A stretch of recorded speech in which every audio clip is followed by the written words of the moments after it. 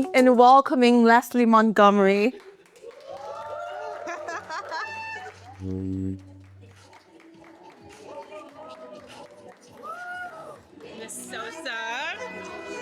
Well, first question for you. First of all, how you feeling? How you doing? Whoa. Can you feel that power radiating from me? Yes. That's from this room, the energy. I feel great. I'm super excited because the last couple of years, Sosa's left me on my own to fill the time by myself. And now I actually get to have a conversation with you. So it's going to be magical. Yes. Yeah. Yes. I'm looking forward to it. So my first question to you, as a mental health consultant in the construction industry, and that's an industry where a lot of people don't really pay much attention to.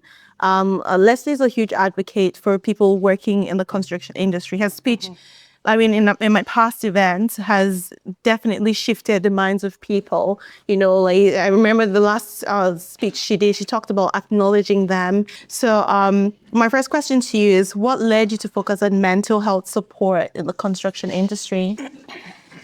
Yeah, good question. So I entered the construction industry as a temp first aid attendant. And I knew from the first time my boots crunched on that earth, I wanted to stay. But I think a lot of safety people and first aid attendants get thrown into a really bad environment in construction. You're set up to be a disciplinarian. You're set up to be a cop. And really, you need to be a salesman. You have to be out in the field motivating people to do the right thing to save their life. And the reason I pick salesmen is because when you go buy a car, they watch you.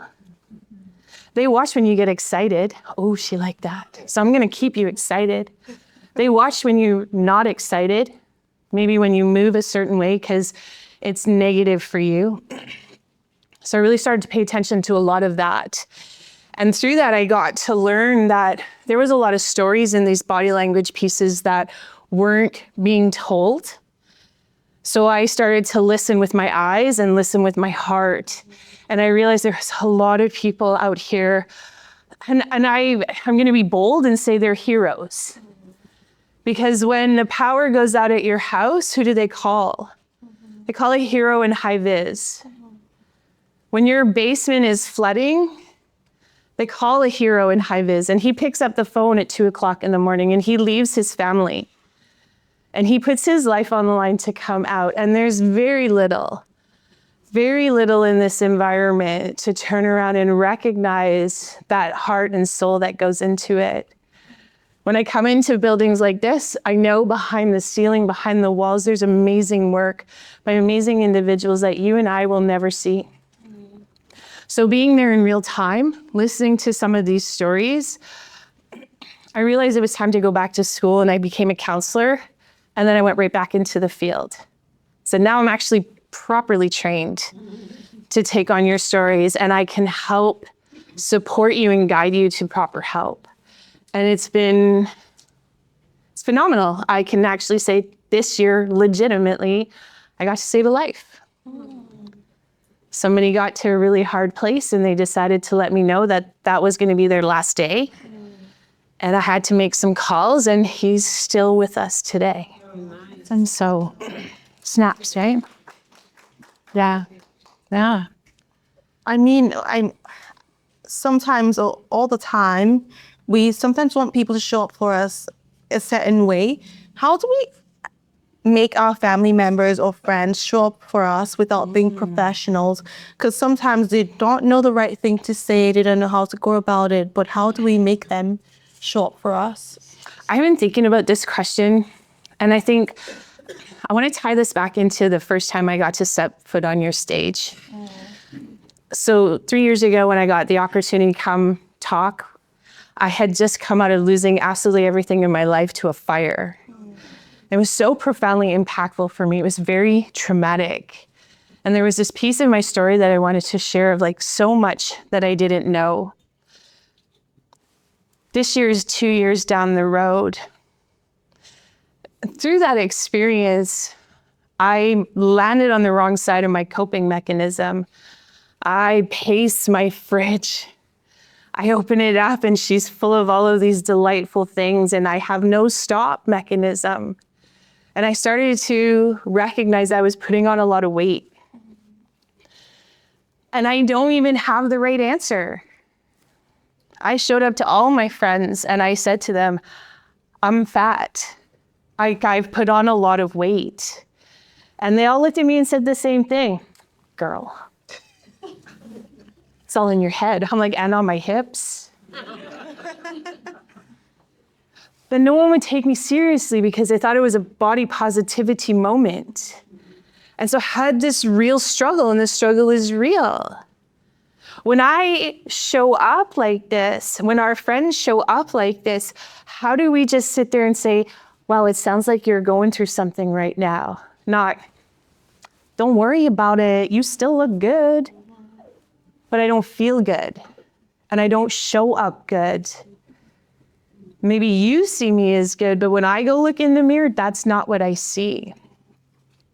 So I've had to start having deeper levels of vulnerability conversations with people and saying, like, what part of this conversation is uncomfortable for you? Because I'm showing up to you almost like an addict right now saying, I need help. But because it's weight and because we don't know how to approach the conversation, people just turn around and be like, oh, it's okay, don't worry about it. You're justified in where you've landed at.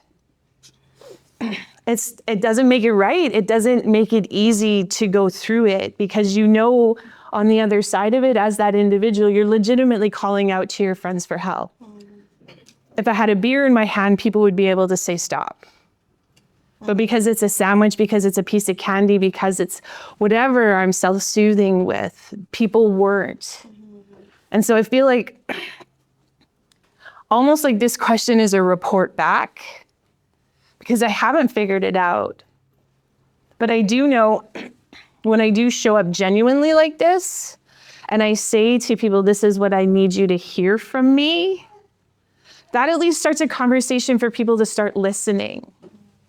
And I think when we set boundaries with them and say, I don't need you to advice dump on me right now. I know your brain really wants to because you've gone off into all of these stories of relatability. I just need you to see me right now and say this struggle looks real for you. And I think that's where we can start a whole bunch of conversations with individuals to help them with their mental health. So what you're saying, it's important to acknowledge and validate the feeling and not shy away from talking about the elephant in the room. 100%. How many people have we sat and listened to today? How many people in this room have gone through a similar situation and they realize when they compartmentalize those feelings and they tape them up, like that's what the guys in the field tell me, we just tape it up. And I say, cool, but every time I go to do tape like that, there's always like a little pocket of air. And I had to force that pocket of air out. It's got to be, that pressure has to be released somewhere. So where can we build those relationships, that community that allows that space for just unbridled vulnerability? Yeah, so it's important for us to be uncomfortable with these conversations because it's real life. Yeah. Yeah. No one said it was going to be hard. Like I read that book, first 5 years of pregnancy, it's going to be a breeze. Didn't go into the years 6, 7 through 20. Didn't tell me how I was going to also manage losing my individuality, my identity, becoming a parent. It didn't tell me that 20 years down the road, I was going to look back and cry incessantly in my bedroom because I missed my kid's life, working. It's hard stuff, and it's relatable stuff. And when we can sit down and talk about hard, relatable stuff, genius happens. We share unequivocally the hardships of what it would be like to immigrate, to start over. And I think maybe that's a piece of it, is these conversations are a piece of starting over. You want to close one chapter and move on. You have to walk through this fire. The scary thing is that there's nobody there that goes through hand in hand with us. They can go so far, but at some point it's just their hand on you and they're pulling, saying, come on, you've got to walk through this part on your own, but I'm here for you. And that's the power of what we talk about here, community, right? Yeah. Thank you for sharing, Leslie. You just talked about, saving someone who almost ended his life. What are the common misconceptions about mental health support in workplaces like construction? I think the biggest stigma that I've learned, so I get dressed up in my full gear. I have my not pretty, because they don't make pretty steel-toed boots. We need a fashion designer to come into our industry and make some boots. I tell you, I would rock a pair of spotted yellow steel-toed rubber boots. They would look good. But when I'm on site and the guys see me, they'll look me up and down like, what are you here for? Like, I'm actually paid to listen to you. I'm here to hear you. We know from a mental health perspective, our industry is dying. And every single time, like, I'm always waiting for someone to be that piece of stigma for me, to really validate that piece that everyone talks about. And every single time, you know what every guy says to me? Thank you. We need you. That blows my mind. That, for me, I get lost in a train of thought and be like, is the stigma made up? Is the stigma made up to hold people in place? That, for me, has been the biggest learning lesson out here, is that stigma is a complete facade. Everybody that I get to cross over with is anxiously waiting, like a puppy, for someone to come into their environment and say, I see you and I'm here to support and help you through. And it's the most beautiful thing. Yeah. Yeah. Talking about stigma, why is there so much stigma within the construction industry? Because I feel like there's certain professions that people are more would accept better. And when you say you're struggling, right? So say being a nurse, deal with, different codes and or being a doctor, being a military person, but why is the construction industry so pushed aside? I think I'm going to go back to that salesman approach. And that marketing approach is the people that are trying to push it don't know the target audience. They really don't. They read it in a book, they think they understand, and they go out into the field, but they don't actually sit with somebody and say, hey, I just watched you scream for 10 minutes. Are you okay? Oh yeah, you just don't understand. Today's a really, really busy day, and this is actually how we communicate, and we're okay. So they don't really invest enough energy in understanding the people that they're working with. They just naturally assume that we don't want any type of mental health help. It's just as hard, I think, for anybody in this room. Lolly had a big share. To share, I don't understand why we think it would be easier for somebody who legitimately has been bred to go to work, build, come home. Go to work, build, come home. They put their lives on hold when they realize their kid doesn't have a soccer coach. Who's the dad who steps up? He takes off his steel-toed boots, he drives to the soccer pitch, he puts on his cleats, right? And we don't take a look at, I think, really truly the time consideration it takes to do the work that needs to be done in this industry. I think if anything, where we're killing ourselves is somebody in an office figures out how to bid the project faster.